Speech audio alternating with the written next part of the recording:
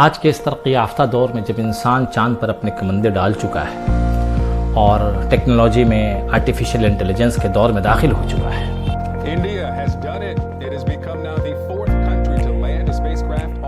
اس دور میں بھی عالم انسانیت کو، پوری دنیا کو جو سب سے بڑا چیلنج ہے وہ مال نیوٹریشن کا چیلنج ہے، عدم غذائیت کا چیلنج ہے۔ یہ سب سے بڑا خطرہ ہے۔ ایک 2021 کے ایک ڈیٹا کے مطابق پوری دنیا میں تقریباً 230 کروڑ لوگ مال نیوٹریشن کا شکار ہیں۔ اکیلے ہندوستان میں 194.4 ملین لوگ مال نیوٹریشن کا شکار ہیں۔ آج سے 1450 سال قبل سرکار دو عالم صلی اللہ علیہ وسلم جب مدینہ میں داخل ہو رہے تھے تو حضرت عبداللہ بن سلام رضی اللہ تعالیٰ عنہ ارشاد فرماتے ہیں کہ جو سب سے پہلی بات میں نے سنی سرکار دو عالم صلی اللہ علیہ وسلم سے وہ یہ تھی کہ سرکار دو عالم صلی اللہ علیہ وسلم ارشاد فرما رہے تھے کہ سلام عام کرو،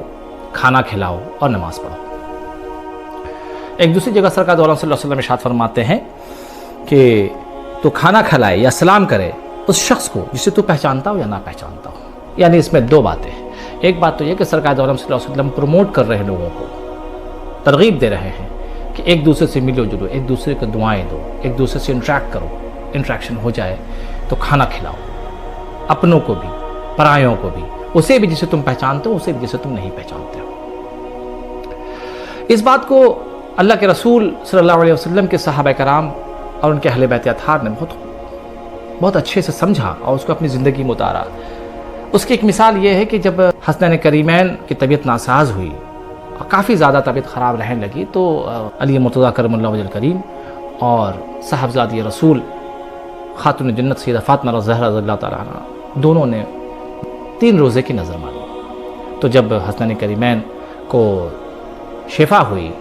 تو ان لوگوں نے 3 روزہ رکھا۔ پہلے دن حضرت علی کرم اللہ وجہ الکریم نے کچھ انتظام کیا کھانے کا، اور چونکہ ان کے پاس تو کچھ رہتا نہیں تھا تو انہوں نے افطار کے لیے کچھ سامان انتظام کیا۔ جب افطار کا وقت ہوا تو سب بیٹھے، اور جب افطار جیسے ہی کھولنے والے تھے کہ ایک سائل نے صدا دی، کہا کہ میں مسکین ہوں، مجھے کھانا کھلاؤ۔ حضرت علی کرم اللہ وجہ الکریم اٹھے اور خاتون جنت نے بھی ان کی تائید کرتے ہوئے دونوں نے اپنے کھانے کو، اپنی افطار کو اس سائل کو دے دی اور پھر پانی پی کر دوسرا روزہ رکھ لیا۔ دوسرے دن پھر افطار کے وقت یہی ہوا کہ جیسے یہ لوگ افطار کھولنے والے تھے ویسے ہی ایک سائل نے صدا دی اور کہا کہ میں یتیم ہوں، مجھے کھانا کھلاؤ۔ حضرت علی کرم اللہ وجہ الکریم اور خاتون جنت دونوں نے پھر اپنی افطار اس سائل کو دے دی اور پھر پانی پی کر روزہ رکھ لیا۔ جب تیسرا روزہ مکمل ہوا، یہ لوگ افطار کرنے والے تھے، اسی وقت ایک سائل نے صدا دی، کہا کہ میں اسیر ہوں، مجھے کھانا کھلاؤ، یعنی میں قیدی ہوں، مجھے کھانا کھلاؤ۔ تو حضرت علی کرم اللہ وجہ الکریم خاتون جنت جو 3 روز سے لگاتار صرف پانی پر روزہ رکھ رہے تھے، لوگوں نے پھر اپنی افطاری جو بھی کھانے کو موجود تھا وہ اس سائل کو دے دی۔ اللہ جل شانہ کو یہ ادا ایسی پسند آئی کہ اللہ جل شانہ نے سورہ دہر میں اس بات کو ڈاکومنٹڈ کر دیا، ارشاد فرمایا کہ وَيُطْعِمُونَ الطَّعَامَ عَلَىٰ حُبِّهِ مِسْكِينًا وَيَتِيمًا وَأَسِيرًا انما نطعمكم لوجه الله لا نريد منكم جزاء ولا شکورا۔ یعنی اور کھانا کھلاتے ہیں اس کی محبت پر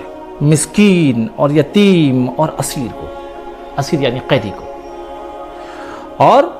ان سے کہتے ہیں ہم تمہیں خاص اللہ کے لیے کھانا دیتے ہیں، تم سے کوئی بدلہ یا شکر گزاری نہیں مانگتے۔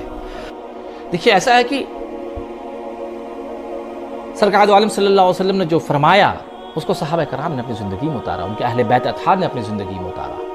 اسی طرح سے سماج میں صرف بولنا نہیں رہا بلکہ وہ عمل کر کے دکھایا۔ اسی لیے جب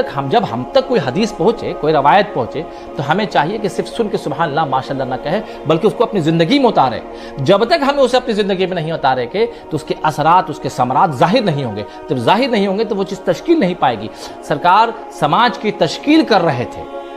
اس تشکیل کے لیے ضروری تھا کہ وہ اس پہ عمل پیرا ہوں، جو کہتے ہوں وہ کرتے ہوں۔ اسی چیز کو صوفیہ کرام نے بھی اپنی زندگی میں اتارا، اور آپ کو ہر جگہ ہر عرس میں آپ کو ایک لنگر کا نظام مل جائے گا، چاہے وہ کسی بھی بڑے بزرگ کی بارگاہ میں چلے جائیے، آستانے پہ چلے جائیے، خانقاہوں میں چلے جائیے،